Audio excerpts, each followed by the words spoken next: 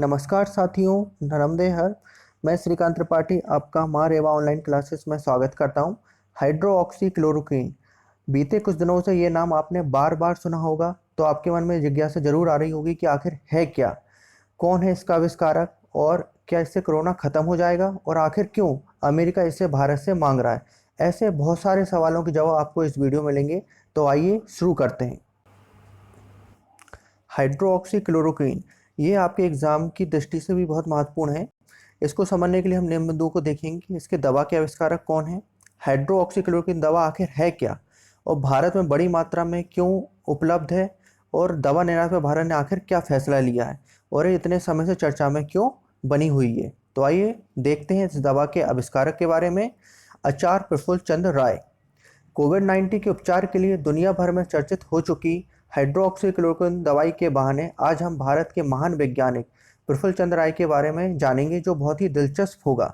आचार्य का सपना था कि देश इस मुकाम पर खड़ा हो जहां उसे जीवन रक्षक दवाइयों के लिए पश्चिमी देशों से की ओर मुंह ना ताकना पड़े, और आज दुनिया की कई बड़ी महाशक्ति कोरोना से निपटने के लिए भारत से मदद की गुहार लगा रही हैं। ऐसे विषम हालातों में चलिए एक नज़र डालते हैं महान वैज्ञानिक, स्वतंत्रता सेनानी और समाज सुधारक आचार्य प्रफुल्ल चंद्र राय के जीवन पर, जिन्होंने एक सोच से भारत को आज कोविड-19 के खिलाफ इतना अहम बना दिया है। आचार्य प्रफुल्ल चंद्र राय को भारतीय फार्मास्यूटिकल उद्योग का जनक भी कहा जाता है। तो आइए देखते हैं उनके जीवन के बारे में। उनका जन्म 2 अगस्त 1861 में बंगाल के खुलना जिले में हुआ था, जो आज बांग्लादेश में स्थित है। उनके पिता हरिश्चंद्र राय थे, जो फारसी के बहुत बड़े विद्वान थे। आचार्य प्रफुल्ल चंद्र राय के जीवन का एक दिलचस्प किस्सा है जो बहुत ही प्रसिद्ध है। कहा जाता है कि जब छोटे में लोग परियों की कहानी पढ़ते हैं, उस समय इनको वैज्ञानिकों की जीवनी पढ़ने का शौक था। ऐसे ही उनने एक किताब देखी जिसमें 100 से ज़्यादा वैज्ञानिकों के नाम थे, लेकिन उसमें सिर्फ एक भारतीय था। उसी समय उन्होंने दृढ़ निश्चय कर लिया था कि वह आगे चलकर बहुत बड़े वैज्ञानिक बनेंगे। प्रफुल्ल चंद्र राय ने 1854 में सबसे पहले पारा की खोज करी, मरकरी यानी पारा की खोज करी, और उन्हें अस्थायी अर्थात मर्क्यूरस नाइट्रेट को प्रयोगशाला में तैयार करके दिखाया, जिससे उनकी ख्याति विश्व स्तर पर हो गई। इसके बाद उन्होंने प्रयासों से 1901 में Bengal chemicals and pharmaceuticals limited की स्थापना करी, और आज बंगाल केमिकल्स 100 से ज़्यादा साल से समृद्ध और विरासत के साथ फार्मास्यूटिकल्स और केमिकल के क्षेत्र में एक विश्वसनीय नाम है। तो फिर अपन देखते हैं बंगाल केमिकल्स एंड फार्मास्यूटिकल्स के बारे में। 119 साल पहले ही देश में हाइड्रोक्सी क्लोरोक्वीन दवाई बनना स्टार्ट हो गया था, और इसको बनाने वाली कंपनी थी बंगाल केमिकल्स एंड फार्मास्यूटिकल। पिछले काफ़ी समय से बंगाल केमिकल्स क्या है, इस दवा का उत्पादन नहीं कर रही, क्योंकि बंगाल केमिकल क्लोरोक्वीन फॉस्फेट बना रही, जिसका उपयोग भी मलेरिया की दवाई के रूप में होता है। आज बंगाल केमिकल्स इस दवाई को बनाने वाली सार्वजनिक क्षेत्र की एकमात्र कंपनी है, और इस दवाई का उत्पादन 1934 से कर दिया था। इसके बाद फिर अपन देखते हैं हाइड्रोक्सी क्लोरोक्वीन दवा के बारे में। मुख्यतः ये दवा मलेरिया के उपचार से लंबे समय में भारत में उपयोग की जाने वाली दवा है, इसलिए भारत में बहुत अधिक मात्रा में इसका उत्पादन होता है। इसे कोरोना वायरस के संक्रमित रोगियों के इलाज के लिए कारगर माना जा रहा है, और इसके रिजल्ट पॉजिटिव आने से अधिकतर लोग इसका उपयोग कोरोना वायरस के खिलाफ रोगियों को ठीक करने में कर रहे हैं। इसके साथ ही सरकार के द्वारा इसे शेड्यूल H1 ड्रग घोषित कर दिया है, जो बहुत बड़ी बात है। इसे घोषित करने के बाद इसे अब रजिस्टर्ड डॉक्टर के प्रिस्क्रिप्शन के आधार पर ही बेचा जा सकता है। अदर व्यक्ति इसे बिना डॉक्टर के प्रिस्क्रिप्शन के नहीं परचेज कर सकता। इसके साथ ही इसके बॉक्स पर ओनली प्रिस्क्रिप्शन सेल और अगेंस्ट सेल्फ मेडिसिन की चेतावनी का भी लेबल लगा होगा।